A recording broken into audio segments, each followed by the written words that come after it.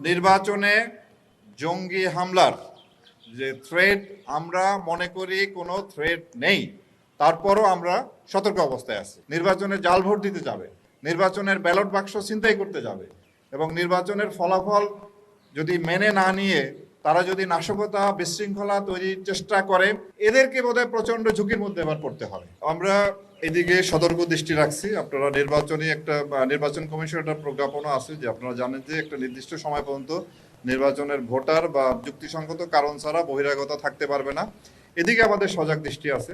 আমরা সাসপেক্টেড জায়গায় যদি বহিরাগতর উপস্থিতি এরকম যদি আমাদের নজরদারিতে আসে, অবশ্যই আমরা আইনানুগ ব্যবস্থা গ্রহণ করব। গোয়েন্দা তথ্যের ভিত্তিতে আপনার ঝুঁকিপূর্ণ না বলে আমরা বলি এটা গুরুত্বপূর্ণ, অধিক গুরুত্বপূর্ণ এবং সাধারণ কেন্দ্র।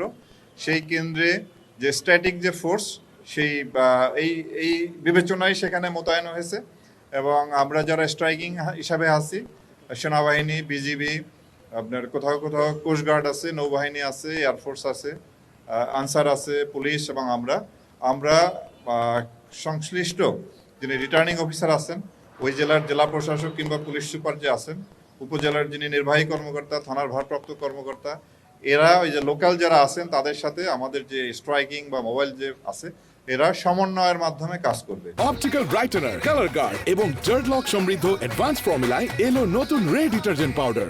সুতরাং ওই অর্থে একেবারে ঝুঁকিপূর্ণ বলতে আপনি যেটা বোঝাচ্ছেন সেই রকম আমরা আশঙ্কা করি না। আমরা আশা করি আমাদের যে পরিমাণ জনবল, সর্বাধিক পরিমাণ আইন শৃঙ্খলা রক্ষাকারী বাহিনী এবার মোতায়েন আছে। তো প্রযুক্তিগত যে সক্ষমতা, এটাও অন্যান্য বারের চেয়ে সবচেয়ে বেশি। আমাদের আপনার অলমোস্ট প্রতিটা কেন্দ্রে সিসিটিভি আছে, পুলিশের প্রায় 25,700 মতো বডি ক্যাম আছে, এছাড়া ড্রোন আছে, আমাদের র্যাবের dog squad, bomb disposal team, helicopter এগুলিও আছে। তো এরপরে আপনার যত ধরনের প্রযুক্তিগত যে সক্ষমতা, এটা অন্যান্য বারের চেয়ে বেশি। সুতরাং আমরা মনে করি, এবং আমি প্রথমেই বলেছি, আমরা যতটুকু প্রত্যাশা, ভালো নির্বাচন প্রত্যাশা করছি, তার চেয়ে ভালো ছাড়া খারাপ হবে না, তার চেয়ে একটু ভালো হবে, এটা আমার আশাবাদ। আপনার নির্বাচন আচরণবিধি লঙ্ঘিত হয় এই কাজগুলি যাতে করতে না পারে, এই জন্য আমরা সবসময় সজাগ দৃষ্টিতে থাকি, যার জন্যই যারা এই ধরনের অপরাধ করে তারা কিন্তু ধরা পড়ে যাচ্ছে।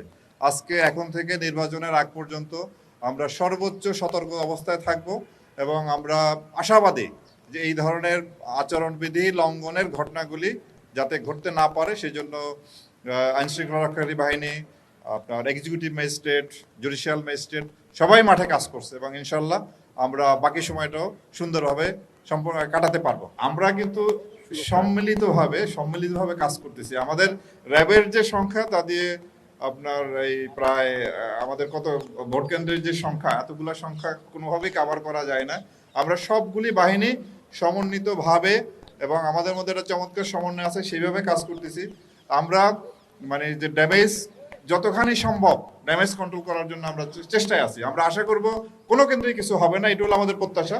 তারপরও যদি কোথাও এই ধরনের বিশৃঙ্খল ঘটনা ঘটে, আইন শৃঙ্খলা রক্ষাকারী বাহিনী যথোপযুক্ত ব্যবস্থা নিবে এবং আপনার যদি ভোট গ্রহণের মতো পরিবেশ না থাকে তাহলে ভোট গ্রহণ বন্ধ থাকবে।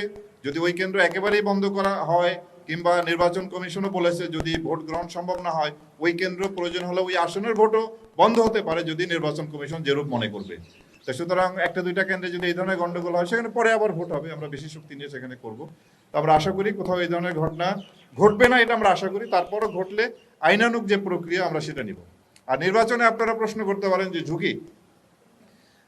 ঝুঁকি অবশ্যই আছে, ঝুঁকি কেন থাকবে না? তো আমি মনে করি এইবার নির্বাচনে ঝুঁকি তাদের আছে যারা নির্বাচনকে ব্যাহত করতে চাবে, নির্বাচনে জাল ভোট দিতে যাবে, নির্বাচনের ব্যালট বাক্স ছিনতাই করতে যাবে, নির্বাচন কেন্দ্রে আক্রমণ করবে। এদেরকে বোধহয় প্রচণ্ড ঝুঁকির মধ্যে এবার পড়তে হবে এবং নির্বাচনের ফলাফল যদি মেনে না নিয়ে তারা যদি নাশকতা বিশৃঙ্খলা তৈরির চেষ্টা করে, আমরা সর্বোচ্চ কঠোর ব্যবস্থা গ্রহণ করব। এখানে আমরা কোনো রকম হেজিটেট করব না, সর্বোচ্চ কঠোর ব্যবস্থা গ্রহণ করব। তো ঝুঁকি যদি কারো থাকে, যারা আইন ভঙ্গ করবে, আইন অমান্য করবে, আইন বিরোধী কাজ করবে, ঝুঁকিটা তাদের।